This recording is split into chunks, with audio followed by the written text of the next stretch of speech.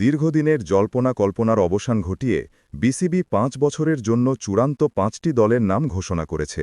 আপনারা জানেন তারা হল ঢাকা, রাজশাহী, রংপুর, সিলেট এবং চট্টগ্রাম। কিন্তু এই তালিকা প্রকাশের পরই সবচেয়ে বড় প্রশ্ন উঠেছে, কেন নেই খুলনা বা বরিশাল? যে দলগুলো টুর্নামেন্টের আকর্ষণ ধরে রেখেছিল তাদের বাদ দিয়ে ষষ্ঠ দলের দৌড়ে কেন এগিয়ে নোয়াখালী?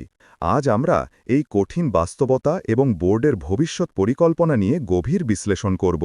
বিসিবি এবার সিদ্ধান্ত নিয়েছে, আবেগ নয়, আর্থিক শৃঙ্খলাতেই হবে লিগের মূল চালিকা শক্তি।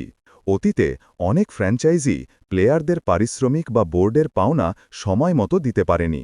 সেই ভুল আর না করার জন্য বোর্ড এবার শর্ত দিয়েছে ১০ কোটি টাকার ব্যাংক গ্যারান্টি এবং দীর্ঘমেয়াদী আর্থিক অঙ্গীকার বাধ্যতামূলক। আর এই কঠোর আর্থিক মানদণ্ডের কারণেই বাদ পড়েছে খুলনা এবং বরিশাল। খুলনার মালিকানা নিয়ে দীর্ঘদিনের জটিলতা ছিল, আর বরিশালের পক্ষ থেকেও সময়মতো সেই বিপুল অঙ্কের গ্যারান্টি দেওয়া সম্ভব হয়নি। তাদের অতীত পারফরম্যান্স যাই হোক না কেন, বোর্ডের কাছে এখন পরিষ্কার বার্তা, টাকা আগে, তারপর খেলা। ঠিক এই শূন্যতার সুযোগেই ষষ্ঠ দলের দৌড়ে সবচেয়ে এগিয়ে এসেছে নোয়াখালী। নোয়াখালীর মালিকানা নিতে আগ্রহী নতুন কর্পোরেট হাউস দেশ ট্রাভেলস শোনা যাচ্ছে বোর্ডের সব শর্ত পূরণে প্রস্তুত। তাদের এই আগ্রহ বোর্ডকে দুটি বড় সুবিধা দিচ্ছে। প্রথমত, আর্থিক নিশ্চয়তা। তারা একটি নতুন আর্থিকভাবে দৃঢ় ফ্র্যাঞ্চাইজি পাচ্ছে, যা বোর্ডের ঝুঁকি কমাবে। দ্বিতীয়ত, বাজারের সম্প্রসারণ। নোয়াখালী একটি বিশাল অঞ্চল। এই অঞ্চলে কোনো পেশাদার ক্রিকেট ফ্র্যাঞ্চাইজি না থাকায় একটি বিশাল ফ্যানবেস দীর্ঘদিন ধরে অপেক্ষায় ছিল। নোয়াখালীকে যুক্ত করার অর্থ হল বিপিএলের ব্র্যান্ড ভ্যালু এবং স্পন্সরশিপের বাজারকে আরও বিস্তৃত করা। খুলনা এবং বরিশাল অঞ্চলের ক্রিকেট প্রেমীরা হতাশ হতেই পারেন।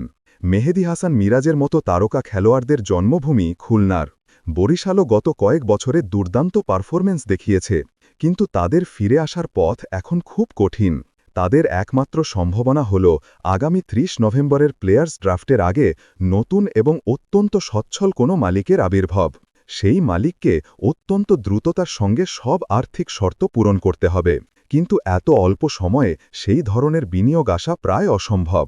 তাই এই সিজনের জন্য তাদের অপেক্ষা করতে হবে, যদি না চূড়ান্ত ৫ দলের মধ্যে কোনো একটি দল, যেমন চট্টগ্রাম, যাদের নিয়ে কিছুটা অনিশ্চয়তা আছে, শেষ মুহূর্তে বাদ পড়ে। সামগ্রিকভাবে এই দৃশ্যপট প্রমাণ করে যে বিসিবি আর কোনো ঝুঁকি নিতে চাইছে না। আবেগ এবং ঐতিহ্যকে একপাশে সরিয়ে রেখে তারা কেবল আর্থিক স্থিতিশীলতাকে প্রাধান্য দিচ্ছে। নোয়াখালী এক্সপ্রেস যদি ষষ্ঠ দল হিসাবে যুক্ত হয়, তবে এটি বিপিএলের ইতিহাসে একটি নতুন যুগের সূচনা করবে। এটি হয়তো আমাদের প্রত্যাশিত দল নয়, কিন্তু এটি নিঃসন্দেহে বোর্ডের জন্য একটি স্থিতিশীল ভবিষ্যৎ নিশ্চিত করবে। আপনাদের কি মনে হয়, এই সিদ্ধান্ত সঠিক? কমেন্টে অবশ্যই জানাবেন। ধন্যবাদ।